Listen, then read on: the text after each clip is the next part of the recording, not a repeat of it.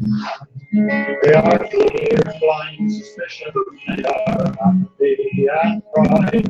They are dark and sober-moving, and their roads are very wide. They are fear and blind suspicion, they are apathy and pride. They are dark and sober-moving, and their roads are very wide.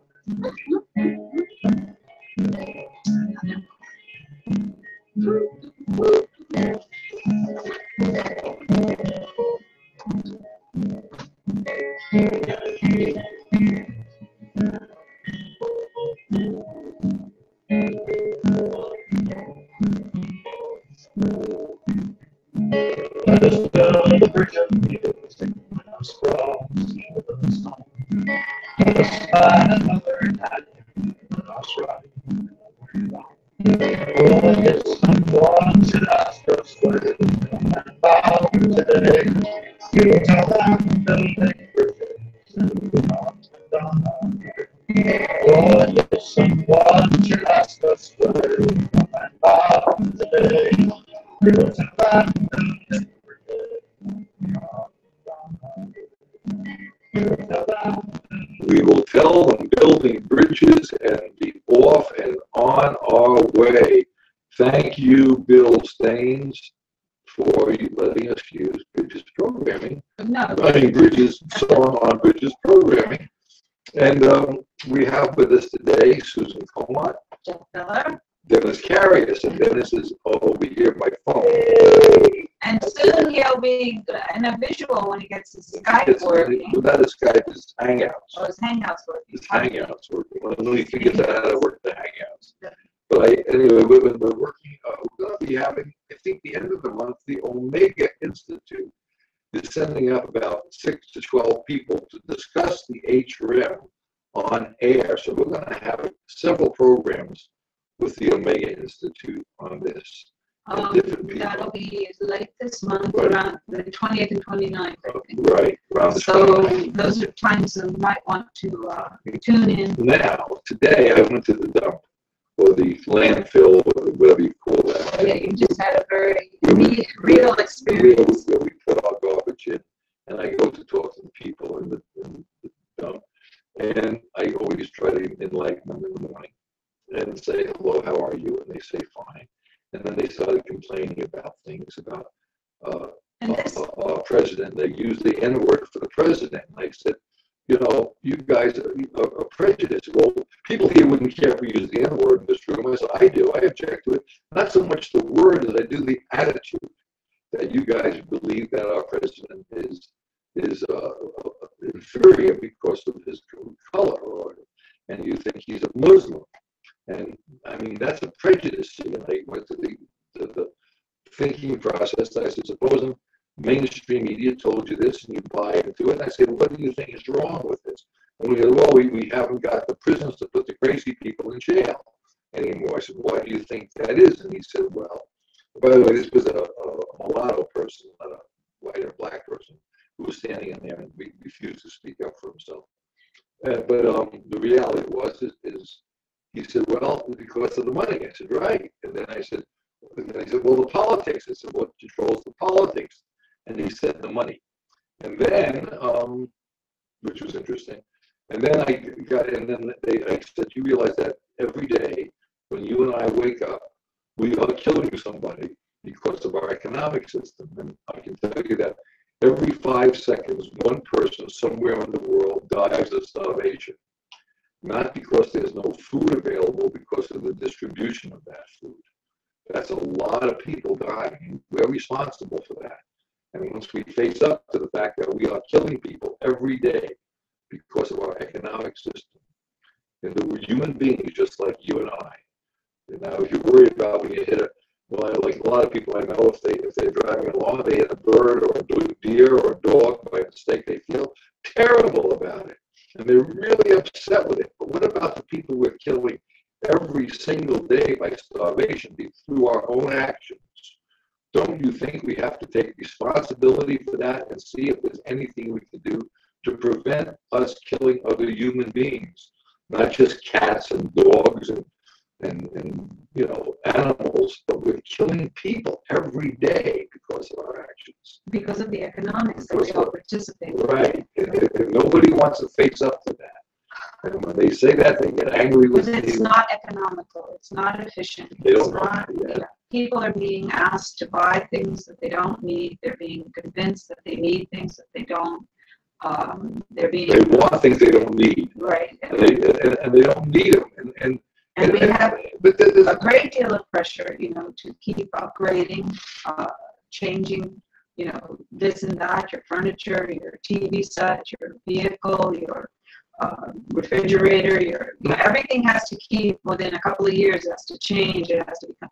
Nothing is this planned obsolescence, this planned deterioration of equipment is not efficient or necessary. We can design. We do design everywhere in the world mechanisms that can last. I have a tractor that's older than I am. It still runs. That's right. And yes. I have an old Alice Chalmers farm tractor that runs as good as it did the day it was built. Right. And that's older than I am. That's over 70 years of age.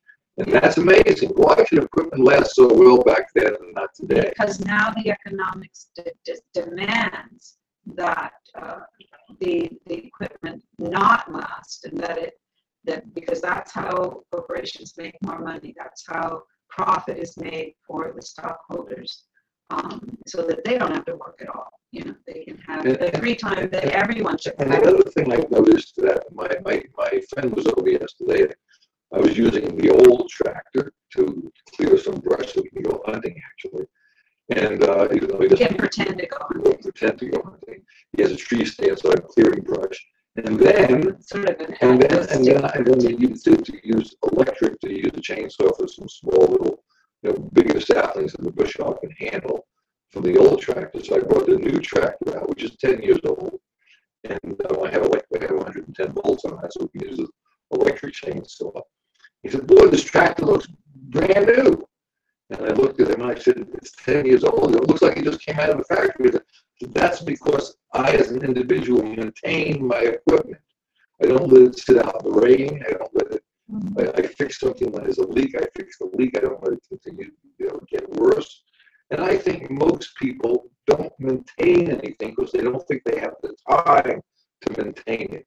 So what happens? Well, they also have in the back of their mind that they're going to have to upgrade it, to change it, to get better. Like a new There's house. always something better. There's going to be a better mower. There's going to be a bigger house. Yeah, right. So they think, oh, well, you know, why shouldn't I take care of this when I'm just going to be turning it in or trashing it in a couple of years? They postponed that. I have a tenant now in one of the houses in the barn. It's a mindset. And he said to me, well, I need to clean out, and you know, everything's falling apart. Well, yeah, because you've got crap all over the porch, and the porch is starting to rot out. I said, I can't fix the porch until you get your crap out of it. So he said, well, can I borrow your trailer? So we took the trailer out and the truck out. He was going to fill it up, and then something came up, and he couldn't do it. And said, now can I wait a week? Well, if you wait a week, my trailer's going to sit out in the rain or the cold, and it's going to rot out the wood, so my trailer will need to be repaired. So I said, well, you got to do something about that. But here's a person who procrastinates so many things. Nothing gets cleaned up. Nothing gets fixed up. Dennis, can you relate to that? And then he turns. Wait, but let me say that what happens with this progression is that when somebody is so overwhelmed and at the individual level, they got to blame someone else. Right. So, you know, why haven't you, the landlord, fixed my porch, even though it's full of junk that would have to be removed in order to fix it? You know, and it's not the landlord's responsibility to clean up your porch. And really legally, you can't even go on the porch and do anything with their stuff. So, but that's like, you know, our whole population saying to our government, saying, well, why is everything falling apart? And then they call our president, you know, horrible, slanderous, you know, names and you know, innuendo. And said because they got to blame somebody when they really are not seeing what's happening to their lives, that their lives are being manipulated by the economics. They have to stop and think do I need to replace this or do I need to fix it? Or do I need to take care of my stuff so that it lasts? Or do a third one, there's no such or thing. just face up to the fact that we all say we have a dysfunctional government. Well, whose fault is that we have a dysfunctional government? Is it because we've been brainwashed to vote a certain way and we think that'll change things? What do you think about that, Dennis? Can you relate to all these things we're talking about?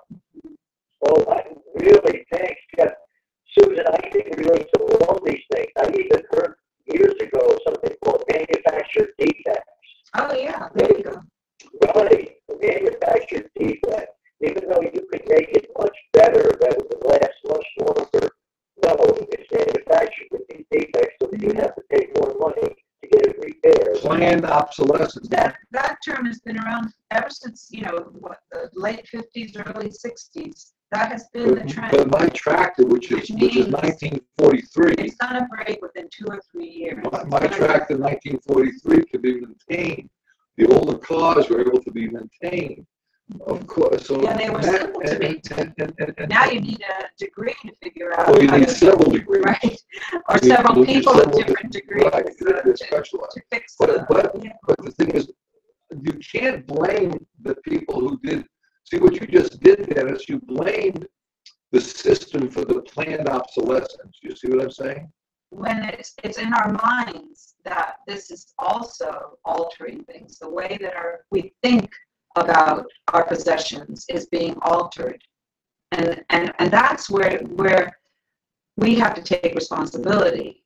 We can't just well, this is the trend. I have to go along with this because this is what's the future and all this. You have to stop and think. Really think. Are these things useful to me? Is this lifestyle better than what I'm already living? Are there ways that I can relate to my neighbors that'll make things better for all of us? And more comfortable. And very, very difficult things to do because people are so frightened now and of making alliances. They feel their individuality is being threatened by the by any kind of collaboration they might do with other people. There's a lack of ability to trust. It's being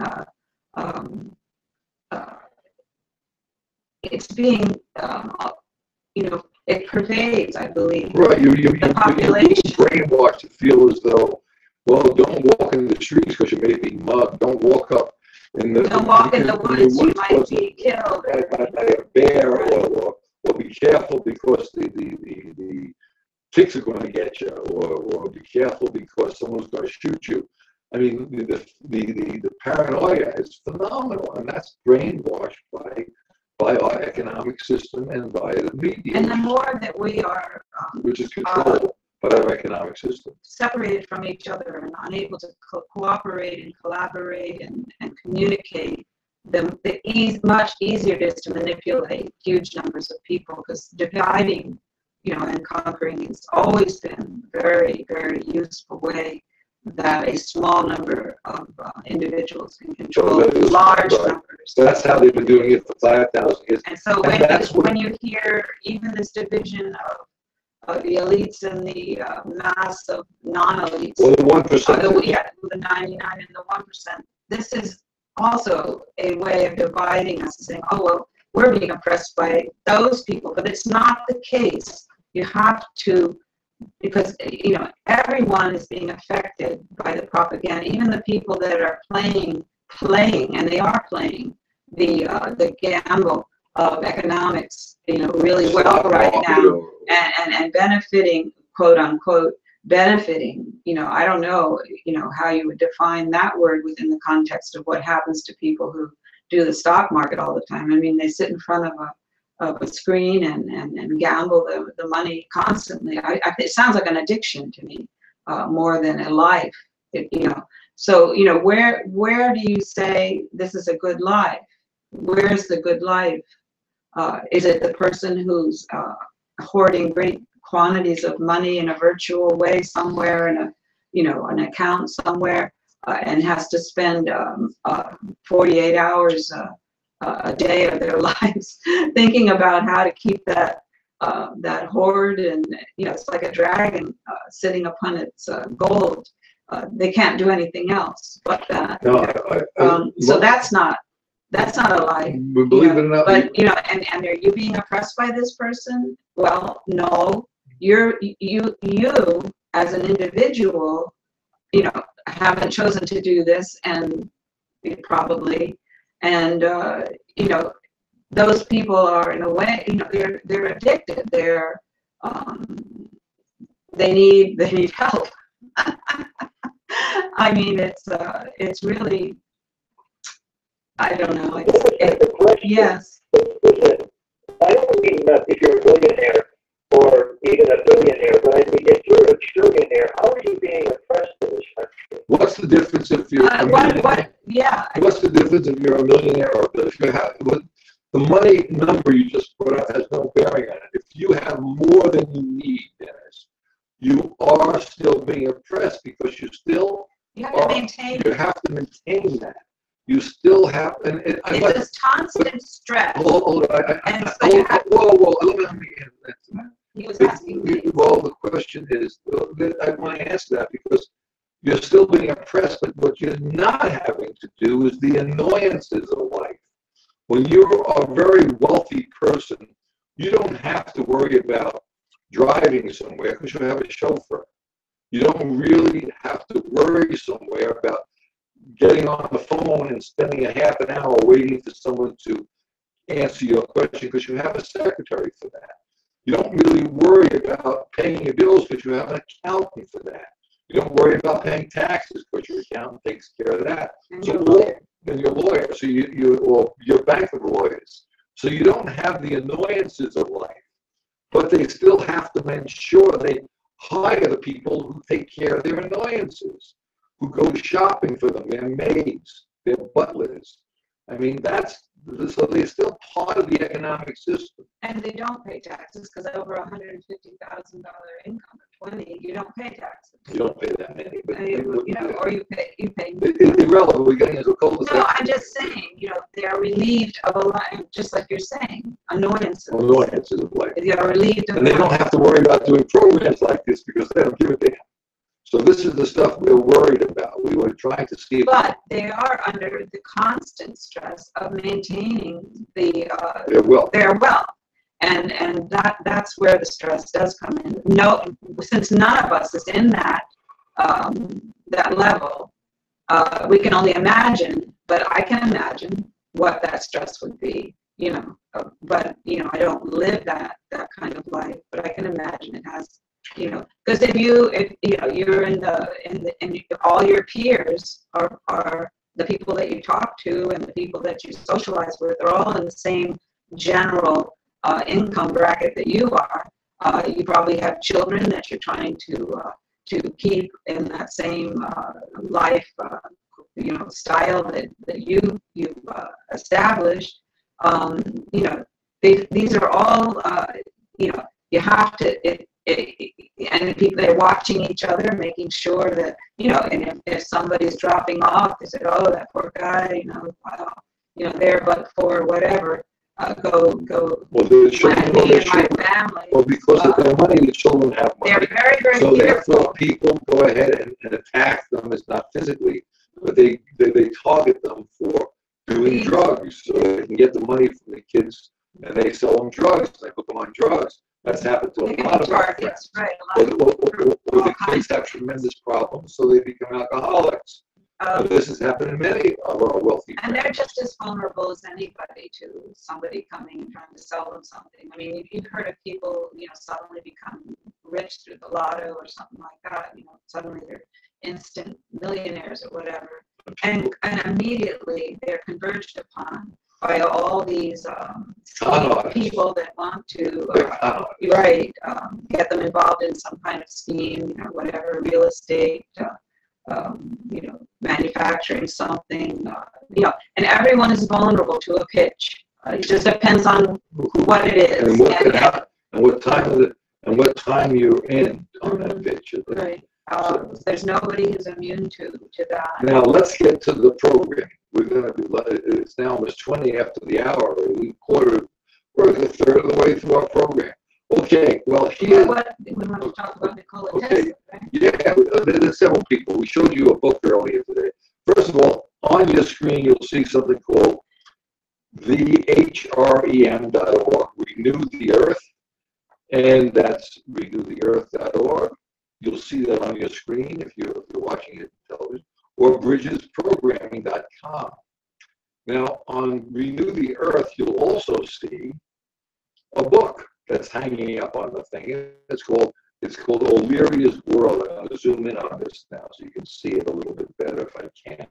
I got to figure out a way to do this, but I get a little closer. It's called O'Leary's World, and Susan wrote that book, and it's a free download if you go to Bridges Programming or Renew the Earth, and it's a 25-page or 30-page thing about climate change and a robot that's actually a real physical robot. Written for children. Written for children. So please look at that. And it's a cartoon book, and you'll like it. Probably 6 to 12 years old. Very good. And you can read that to your kid. And also, there's an Earthlings letter that comes about every so often. And Renew the Earth. And Renew the Earth.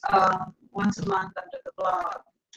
That's written for children. And the reason why we showed 2 books today, our concept, the reason why we do the programming is to talk about a way of changing the economic system that has some clarity that all humanity has their basic by valuing humanity. Right. By Their valuing basic humanity. needs met. Right. Their education, food, and shelter. No one will disagree with that, as far as I know. I mean, very few people will. And then I can say to you that the reason why that's not happening is because there's not a measurement in human language. Like, a cat or a dog or an animal doesn't require vocabulary like we have, but we require measurements and vocabulary. So we're trying to get this HREM, the human renewable measurement, in the vocabulary. Now, in doing so, we've done a lot of programming. And when we do the programming with different people, they say, "Well, you sound like Bucky Fuller, or Buckminster, or Bucky," as they call him. And we did pretty sure we're going to try to how do you put that? We're going to try to resurrect Bucky Fuller. And there's Nikola Tesla. I don't know if you've heard. Both of these people have geniuses in the field of. Bucky was a genius as an economist, not economist, but a engineer, and so was Tesla. But they both talked about an energy unit for a means of valuing the economic system through humanity. And they never really came up. They came up with kilowatt hours. They came up with different things. We then, a physicist friend of ours, and other physicists came up with a measurement about how many energy units you need for food and water and shelter, and then we need the brain power to understand what we should have via physics through nature, the natural law. And the natural law, the way they've written that up in the dictionary, is a lot of nonsense as well as some truth, and that's the way our mainstream media works for the last 5,000 years. So it's pretty hard to see that, but if you can wrap your mind around the fact that all human beings must have their basic needs met for about an hour of their life work, that's what the human renewable energy is today. Right. Okay, so we're going to go to now, Susan's going to do a little work that she spent a lot of time reading about Nikola Tesla. Now, did you ever hear about Nikola Tesla, Dennis? I heard the name, Jeff, but it would be great for Susan to read some of this. Okay, Nikola Tesla was one of the people who talked about alternating current. He was the one who actually built Niagara Falls. He actually, the rumor is that Edison and Westinghouse took advantage of him, but when you read the book... He's very generous and not vindictive at all. No, he's great. I think that this whole, it did occur. Edison was a master with his dealings with Tesla, but Tesla didn't hold a grudge. So Susan's going to read this. I think because of Tesla was a much different, he came from Croatia and Serbia, and he was born in Where the fighting is now, by the way. He was born, well, Not that area. That area. okay. Syria, that area. No, was in Croatia. Croatia. That part of the Serbia. world. I'm just trying Yeah, to not the same as where the refugees are coming from, Joe. Right, They're going into those right, areas. but I'm just saying, Now, to get away from that's part of the world. And that's well, anyway, he had a completely different upbringing than Edison. Edison was born in a country where he came up from, from not a very wealthy background. He was trained. He was very, very intelligent. He figured out how to do the. He was inventive, but also understood mass production and how to do. To make profit. He had his mind wrapped around all these things that we grow up with here in the United States, whereas Tesla was a European, trained and everything in Europe, working in France and Germany and etc. before he came to the United States, and felt that his inventions, his discoveries of the rotating magnetic field, magnifying transmitter. I'm reading this off the back of this book, Tesla coil.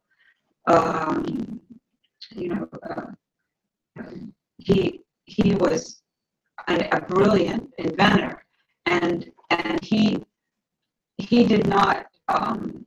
He needed money to keep inventing, but it wasn't his main goal. That was the impetus. Yeah, and so when he came over and met, Edison, he wanted to work for him, and he did work for him, and he improved a lot of the things that the alternating current became the dominant current that was used, and Edison was into, what was it, the other one that he was using at the time? The DC current. DC current, which did go as big a distances and wasn't as and much more dangerous to use. As a matter of fact, I won't go into detail about that. But anyway, Tesla's interest was the invention. That was his main thing, and that's But Edison, I think, he was always trying to compete. He was always, looking for the edge and how he could take advantage of this or that to his own individual aggrandizement and profit. And this didn't compute in Tesla's brain. He said, okay, that doesn't interest him. What interested him was being able to continue to invent and use his mind in that way. Just like all the geniuses of the world, Louis Pasteur, Einstein, they didn't care about the money so much as they cared about producing their product that helps humanity. And that's the whole point of the salt for the vaccines, and his last name was Salt, but and then you had all these people came up with ideas to help people. So this is Nikola Tesla. This is the book, and it's Nikola Tesla, My Inventions and Other Writings, and these appeared originally written, and it's his words, in 1919 as a series of articles in the Electrical Experimenter magazine. That sounds interesting. And then it's like an autobiography. The final third of it is where he really pulls together his ideas about humanity and let's hear some of that. Yes, and we can only start it with this program. We'll go into it again, hopefully, with the next program. But he tries to. It's interesting that someone with that kind of an inventive mind that he had, and he was making mechanisms, he was creating things. Yeah. Physical things. Not unlike Buckminster Fuller, he wanted to build things to make life better for everyone. Right, and that's the object of labor is to gain leisure. That's humanity's thought process. So if you have free time, you always figure out a better way. Maybe make an instrument, or maybe a painting to copy the beautiful flowers of the sky, or use it to explain to people how your life was. That's what all free time is about. But an interesting thing, when he was quite young, he saw a picture, when he was still growing up in Europe, and I think even before he traveled out of Croatia. Um, uh, so it's in Serbia. He saw a picture of Niagara Falls. It was a postcard or something, and he said, "I'm going to harness the power of those falls. I'm going to transform that so that it can be used, by people." And he did. What was one of the first things he did was create generators, hydro generators that work, and they're still using that same technology today. Albeit current, that technology. And some of the same generators. He even was and is recognized as the seminal inventor of radio, and for transmitting our voices over electromagnetic currents in the air. It's just amazing, his mind. But anyway, he was thinking about humanity. Was in the back of his, there in his mind all the time. That was what motivated him. Not just Americans, all human beings. And here's something he says. This is how he was trying to conceptualize that. Quote, "When we speak of man, we have a conception of humanity as a whole." And this is how he wants to define it. "And before applying scientific methods to the investigation of his movement, we must accept this as a physical fact." In other words, in order to apply any kind of scientific method to what humanity is, what the human species does, you first have to think of it as a mass, he's saying. And this is a very difficult thing to propose in a country like the United States, where everybody has been told that they are, not to do those things, not to collaborate en masse, because, then you get accusations of socialism and communism and all that. And these are bugaboos that have been propagandized at us, for hundreds of years now, throughout the wars, right, etc. So, but this was not a frightening thing for him. He was a European. He understood that cooperation between people was very, very effective, and that you could still be an individual, because obviously he was. That didn't destroy his individuality, to be able to collaborate with other people and to consider the power of that, and not be afraid. And what Susan's going to read is in his own writing. This is all his own words. Okay, so then he says, "Conceive then man as a mass urged on by a force, though this movement is not of a translatory character, implying change of place, yet the general laws of mechanical movement are applicable to it, and the energy associated with this mass can be measured in accordance with well-known principles." And then he goes on to say these principles: "By half the product of the mass with the square of a certain velocity." Okay, so then he gives you an example. Quote, "So for instance, a cannonball, which is at rest, possesses a certain amount of energy in the form of heat, which we measure in a similar way. We imagine the ball to consist of innumerable minute particles called atoms and molecules, which vibrate or whirl around one another. We determine their masses and velocities, and from them the energy of each of these minute systems, and adding them all together, we get an idea of the total heat energy contained in the ball, which is only seemingly at rest. In this purely theoretical estimate, this energy may then be calculated by multiplying half of the total mass, that is, half the sum of all the small masses, with the square velocity, which is determined from the velocities of the separate particles.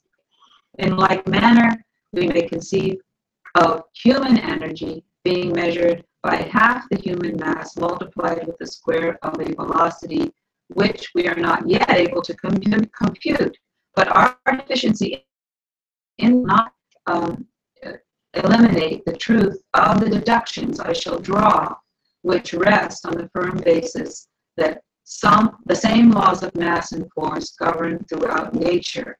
So he's placing humanity as a species, as a mass, as a natural force. Right, and that's where we are with the HREM.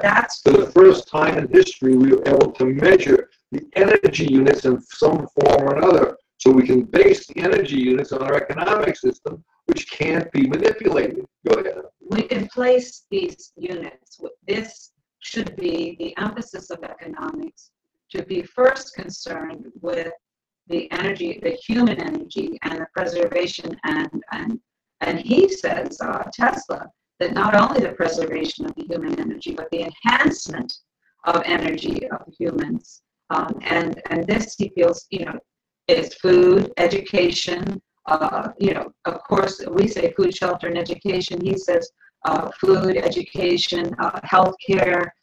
He includes, lifestyles that are healthful. It goes on. You can read this for yourself. We actually simplified it. The education, food, and shelter. And then the reason why we simplified it is it's very hard for people to get there. Like what he's saying is reasonably complicated. We've tried to simplify it so the average person could see. But it's great to see another human being write about an energy unit. Right, and then goes on to say, Tesla goes on to say, man, however, is not an ordinary mass consisting of spinning atoms and molecules and containing merely heat energy. He is a mass possessed of certain higher qualities of reason. But not just a cannibal. By reason of his creative principle of life with which he is endowed. His mass, as the water in an ocean wave, is being continually exchanged, new, taking the place of old. Not only this, but he grows, propagates, and dies, thus altering his mass independently, both in bulk and density. What is most wonderful of all, he is capable of increasing or diminishing his velocity of movement by the mysterious power he possesses of appropriating more or less energy from other substance and turning it into motive energy. And there you can talk about, yes, he gets more energy from more education. He gets more energy from the amplification of using fossil fuels in his machinery. Technical inventions like the ones that Tesla was making, which was enhancing everything that he was able to conceive of alternating current, which we use constantly with our lighting and our transmissions of power.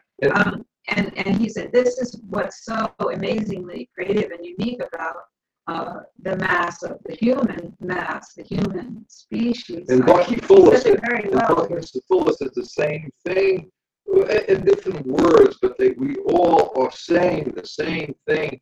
And Bucky and Tesla, these people are out of print now because the mainstream media doesn't want you to know that. This is not a conspiracy. These are some of the best thinkers that ever happened. That has surfaced. And that's the sad thing, is that so few of our people are able to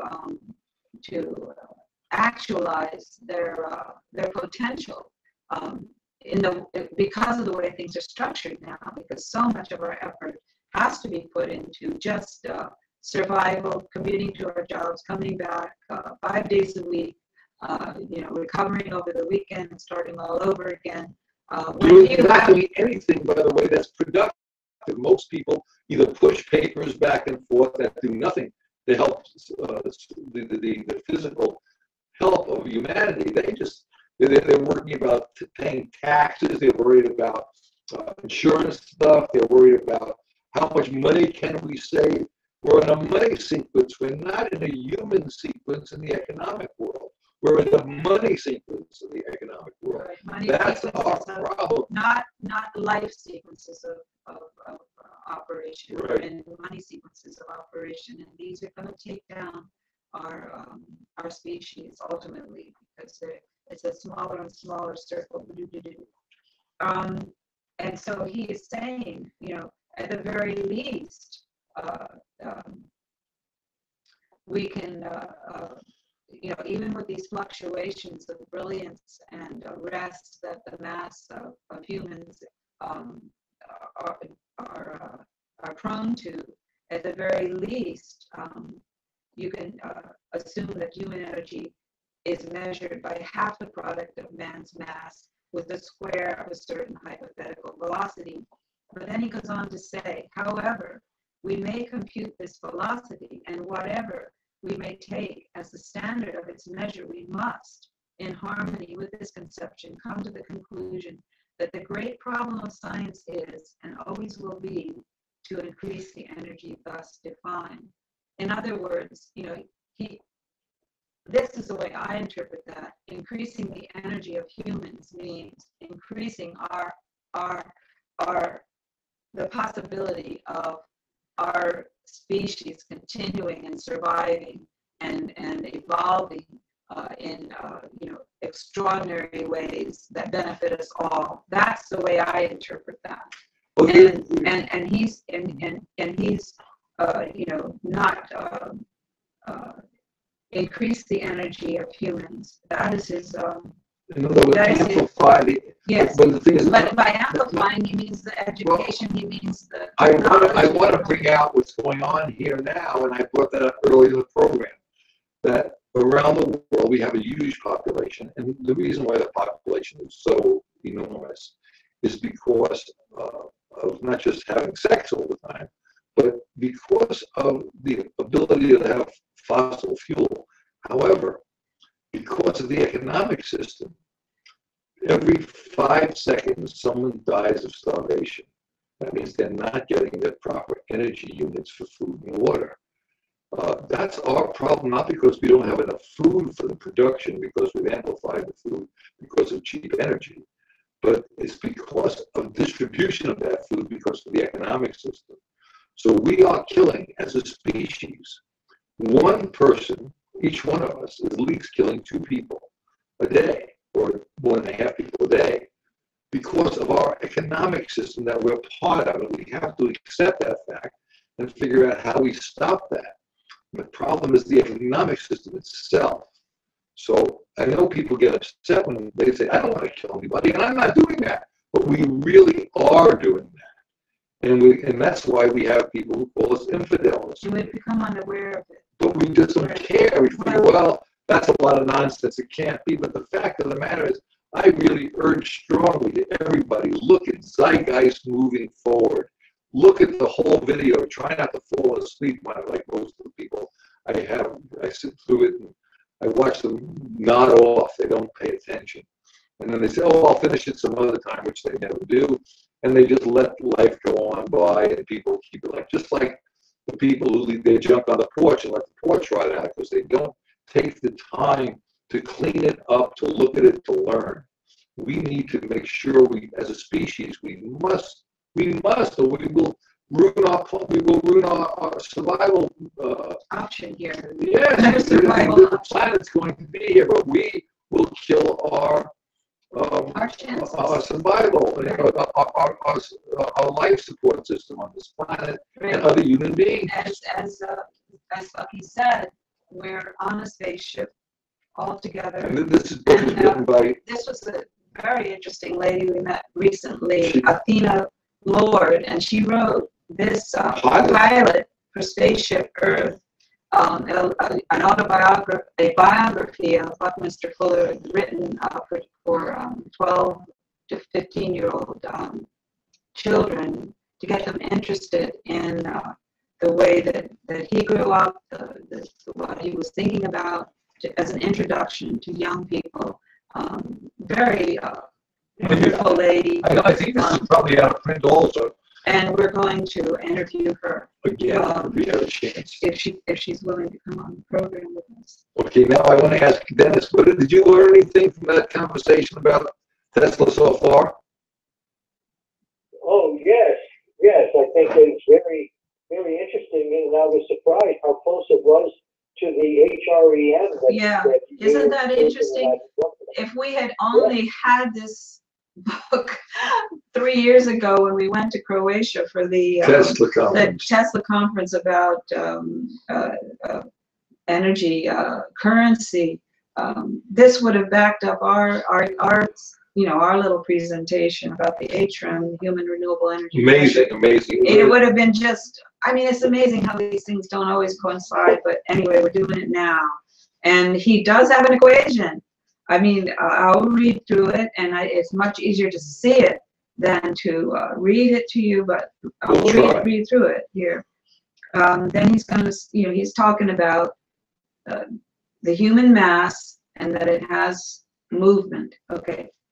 Let us then, quote, in a diagram, M, capital M, represents the mass of man. This mass is impelled in one direction by a force, F, which is resisted by another partially frictional and partially negative force, R, acting in a direction exactly opposite and retarding the movement of the mass. Such an antagonistic force is present in every movement and must be taken into consideration. The difference between these two forces is the effective force, which imparts a velocity v to the mass m in the direction of the arrow on the line representing the force F. In accordance with the preceding, the human energy will then be given by the product 1/2 mv squared equals 1/2 mv times v, in which m is the total mass of man in the ordinary interpretation of the term mass, and v is a certain hypothetical velocity which, in the present state of science, we are unable to exactly define and determine. To increase the human energy is, therefore, equivalent to increasing this product, and there are, as well as will readily be seen, only 3 ways possible to attain this result, which are illustrated in the above diagram. The first way shown is to increase the mass, as indicated, leaving the two opposing forces the same. The second way is to reduce the retarding force, R, to a smaller value, leaving the mass and impelling forces the same. The third way, which is illustrated, is to increase the impelling force, F, to a higher value, F, while the mass and the retarding force, R, remain unaltered. Evidently, fixed limits exist as regards the increase of mass and the reduction of retarding force, but the impelling force can be increased indefinitely. Each of these 3 possible solutions presents a different aspect of the main problem of increasing human energy. And so then he goes through each of these, and those are the next sections. And he goes first, how to increase the human mass. And he's not concerned. He's not concerned about overpopulation. He's concerned about the quality of this mass. And I know we're not used to being referred to as a mass, but we come and go, and we are. Well, we are living.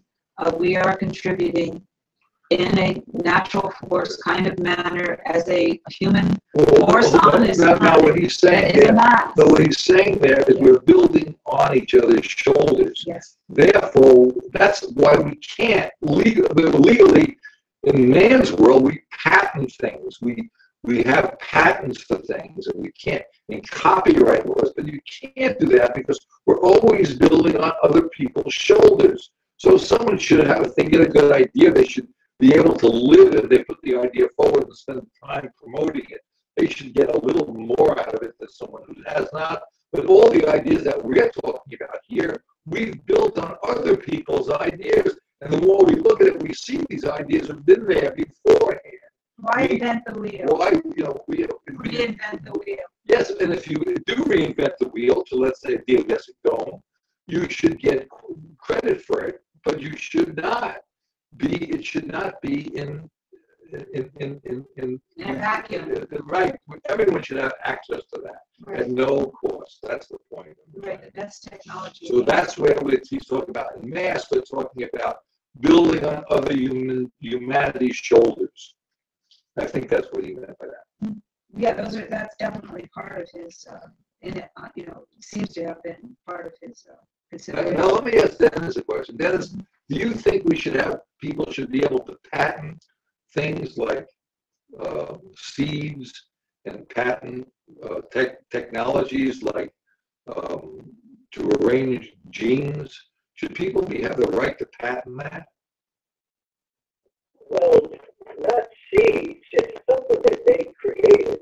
I can understand why we do that, but if it's something that's natural or even something that can help human beings, I would object to that. Yeah, but let me ask you a question. Does any one human being create out of their mind, including Bill Gates or the Apple guy, whatever his name is, who died? An image you can bring to mind is, Athena springing full grown from Zeus's forehead. I mean, do you think that this really happens? That People a person just arbitrarily come up with an idea that has not been built on right. their parents' ideas, whose parents' ideas were built on the parents and the society before them, and the society before them. I mean, every society produces more intellect and more things which other societies build on. So how can you possibly allow anybody to patent things or copyright them? But people do that, and unfortunately, it can retard the use of better technologies. But if you read, I'm trying to get Dennis to. Okay. So what do you think about that? Well, it's a very good question, Jeff. As I mentioned, if it's something that can help, save the world or something, I'd say we should not patent it. But you're right. Who's making that decision? We've been doing this for such a long time. If it's something that they created, and tell me one person that you know of that created something that wasn't built on the backs of technology within previous 2 generations or a generation before them. Right. Okay, I understand what you're saying. So, are you saying that nothing at all should ever be patented? Nothing should ever be patented. If it's a better idea and a better technology, no, it shouldn't be. It should never be patented because it's not built on their ideas or anyone's ideas. It's built on other people's ideas prior to that person even being born. It should be accessible by all of humanity, not made just to reduce profit. A drug company. Look what it costs for drugs. Now, drugs have been around since the beginning of time, and mainly they came off of plants and human beings' brain power. So a corporation hires a human being to use their brain power to do studies and research, and then they do tests on it, and they say, okay, we're now going to patent it. No, they can't patent it. Let other people use the information they have. They can be paid for what they've done and enhanced in certain ways by our society, but the way the economic system works, it doesn't allow us to, I can buy, now, China, let's say, steals our patents. Well, the reality is, if it wasn't for cheap labor, the average person couldn't have half the things we have in our own cars. If you drive a Prius or a Hummer or any car, the parts that someone literally stole patents on and manufactured them in a cheap part of the world where they get better product, then we couldn't have those products because of the economic system. Now, with an economic system based on a human renewable energy measure or based on humans working in cooperation, people would still have a very good quality of life. As you call them, the upper 1%ers or 0.1%ers, they would still have a great quality of life, but so would everybody else. You wouldn't have to die of a lack of a drug, and you wouldn't have to work your life away to get the drug. We wouldn't have to keep on pushing papers and changing laws so we can have a good medical profession. That's where we're coming from. I mean, look at what we're trying to do with Obamacare. There should be universal health care for all human beings around the world, clean water for all human beings around the world, food, basic food for all human beings. No one should have to starve or beg for a place to live for anywhere in the world. And if we do that, you would stop the wars. And the only way to do that is to come up with a measurement like Tesla and like Bucky to make sure that measurement is based, we will agree on a measurement that all humanity They're going back to a touchstone which represents humanity. They're all, both these human beings are going back to that touchstone. And the first problem, I mean, what Tesla's going to address now in 3 parts, you know, the ways in which we can increase human energy. And the first one he's going to address is how to increase the human mass. And I'll just introduce it. We only have a few minutes, but this is what we're going to address with our next program. Viewed generally, quote, there are obviously 2 ways of increasing the mass of mankind. First, by aiding and maintaining those forces and conditions which tend to increase it, and second, by opposing and reducing those which tend to diminish it. The mass will be increased by careful attention to health, by substantial food, by moderation, by regularity of habits, by promotion of marriage, conscientious attention to children, and generally stated, by the observance of all the many precepts and laws of religion and hygiene. But in adding new mass to the old, 3 cases again present themselves. Either the mass is added of the same velocity as the old, or it is of a smaller or a higher velocity, meaning it's improved on, or has been degrading, or it's the same. Quote, to gain an idea of the relative importance of these cases, imagine a train composed of, say, 100 locomotives running on a track. And suppose that, to increase the energy of the moving mass, 4 more locomotives are added to the train. If these 4 move at the same velocity at which the train is going, the total energy will be increased 4%. If they are moving at only 1/2 that velocity, the increase will amount to only 1%. If they are moving at twice that velocity, the increase of energy will be 16%. This simple illustration shows that it is of the greatest importance to add mass of a higher velocity. In other words, to improve the state of every human on this earth. It's so obvious, but we're just not doing it. So add mass of a higher velocity. Stated more to the point, for example, the children. If you have the same degree of enlightenment as the parents, that is, mass of the same velocity, the energy will simply increase proportionately to the number added. If they are less intelligent or advanced or mass of smaller velocity, there will be a very slight gain in the energy. But if they are a further advanced or mass of higher velocity, then the new generation will add very considerably to the sum total of human energy. There you have it. Right there. Right. I mean, he's saying it. You've got to keep improving the generations by food, shelter, education. Thank you very much for listening. This has been Bridges Programming Sunday World Call In, which we did 3 hours today. But we talked about different things. Sunday on the Front Stoop. Sunday on the Front Stoop. Please tune in again Wednesday on World Call In. Thank you, Dennis. Thank you, Susan. Thank you all for listening. Bye, Dennis.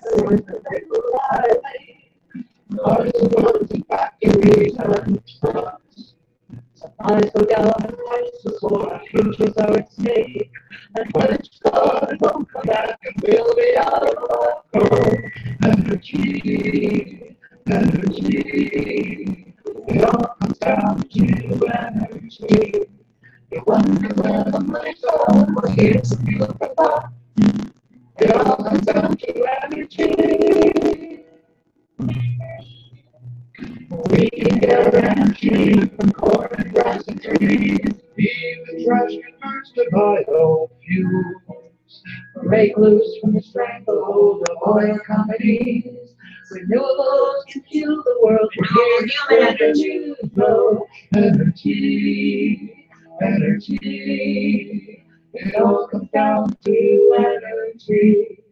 You wonder where the money's gone. Well, it's some fuel for thought. It all comes down to energy.